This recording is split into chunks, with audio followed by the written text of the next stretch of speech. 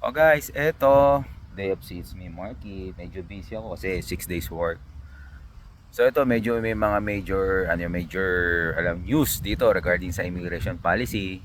Una, yung wala na yung visa to work permit, tinigil na nila yon. Dapat February pa yung February pa next year yun eh. So tinigil na nila. Tapos yung isa pa, yung issuance ng LMIA sa mga low wage stream. So binawasan na nila. Tapos binawasan na nila yon. Tapos at the same time, may certain sector lang silang aaprubahan. Sa mga ano yun temporary foreign worker. So bill ako, temporary foreign worker, medyo nagwo-worry din ako kasi siyempre hindi pa naman din ako PR dito. So nag-aayos pa lang ako. Ang problema naman dito sa provincial nominee program ng Alberta, sarado pa.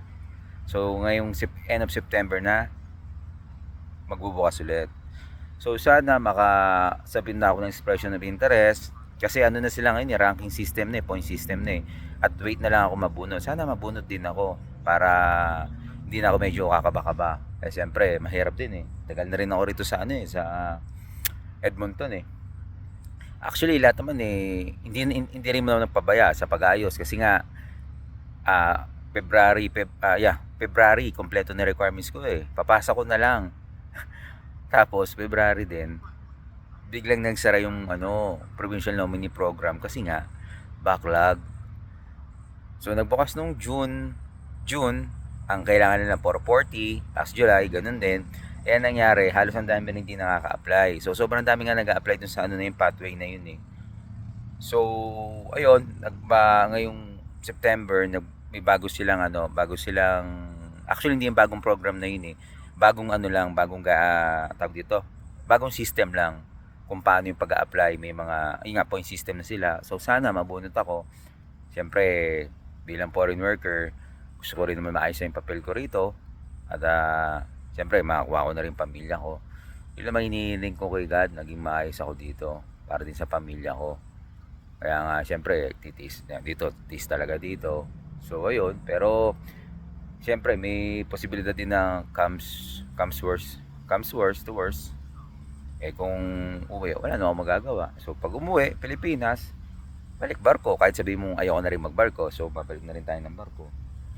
Pero wala eh. Pero laban lang habang nandito pa. So positive naman ako maging maayos yung papel ko rito sa Canada. Kasi kumbaga lahat naman din ginawa ko eh. So lahat naman ginawa ko talaga. So sana maayos na rin naman.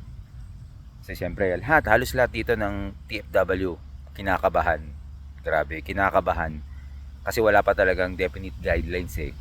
So na ini-issue ang federal government eh.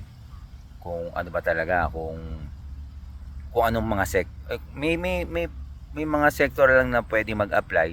Pero katulad nito sa bakery, sa amin, baker ako, di ba? So hindi ko alam kung kasama ba kami dun sa food sector o food sector, food processing, hindi namin alam. So yun yung kailangan. Actually, ang work permit niya binawasan na ang validity. From 2 years dati, ngayon 1 year. So ako, okay lang ako kahit mga 1 year lang ako kasi importante lang naman once na makapasa ako, meron pa akong may sapat pa akong panahon sa permit ko. Okay pa may permit ko, a year pa. Yeah. Tama. A year pa yung yung work permit ko rito kaya medyo pa rin ako positive pa rin. Positive man ako lagi kasi lahat naman to talagang ginagawa ko talaga para sa sa pamilya ko. So naging maayos naman din ako dito. Hindi man din ako maloko dito sa sa Edmonton. So yun lang, pinagpipray ko lang na maging maayos din sa yung papel ko rito at hindi lang sa akin, sa lahat ng temporary foreign worker dito sa Canada na nandito na nagsikap na ng ilang taon, alam niyo ilang taon para sa pamilya nila. Sana maging maayos kami dito. Maging maayos kami rito sa sa Canada, maging maayos yung mga papel namin. Pero syempre, kailangan mo rin i-plan B ka.